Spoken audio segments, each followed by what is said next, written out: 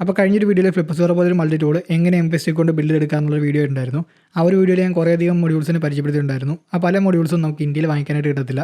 അതുകൊണ്ട് തന്നെ ആ മൊഡ്യൂൾസിന് പകരമുള്ള ഓൾട്ടർനേറ്റീവ് മൊഡ്യൂൾസ് ഏതൊക്കെയാണ് ഞാൻ കാണിച്ചു തരാം. ഇതാണ് CC1101 RF മൊഡ്യൂൾ. ഇതൊരു ട്രാൻസിസ്റ്റർ മൊഡ്യൂളാണ്. അതായത് ട്രാൻസ്മിറ്ററും റിസീവറും ഈ സിംഗിൾ മൊഡ്യൂളിൽ തന്നെ സപ്പോർട്ട് ചെയ്യും. ഈ ഒരു മൊഡ്യൂൾ M5ന്റെ RF മൊഡ്യൂളിനെക്കാളും കുറച്ചും കൂടി ലോങ് റേഞ്ച് സപ്പോർട്ട് ചെയ്യുന്നതാണ്. അതുപോലെ തന്നെ ഇതിനൊരു ബെറ്റർ ആന്റിന ഉള്ളതുകൊണ്ട് തന്നെ RF നോയ്സ് കുറച്ച് ക്യാപ്ചർ ആവുള്ളൂ. ഇതാണ് NRF മൊഡ്യൂൾ. ഇതൊരു 2.4 GHz റേഡിയോ ട്രാൻസിസ്റ്റർ മൊഡ്യൂളാണ്. ഈ ഒരു മൊഡ്യൂളും ലോങ് റേഞ്ച് സപ്പോർട്ട് ചെയ്യുന്നതാണ്.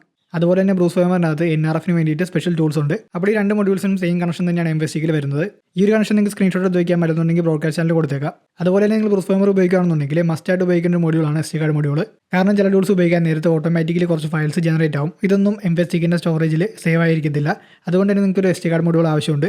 ബ്രൂസ് ഫേമറിൽ RFID ടാഗും അതുപോലെ തന്നെ കാർഡൊക്കെ റീഡ് ചെയ്യണമെന്നുണ്ടെങ്കിൽ PN532 എന്ന് പറയുന്ന ഈ ഒരു മൊഡ്യൂൾ നിങ്ങൾക്ക് ഉപയോഗിക്കേണ്ടി പറ്റും.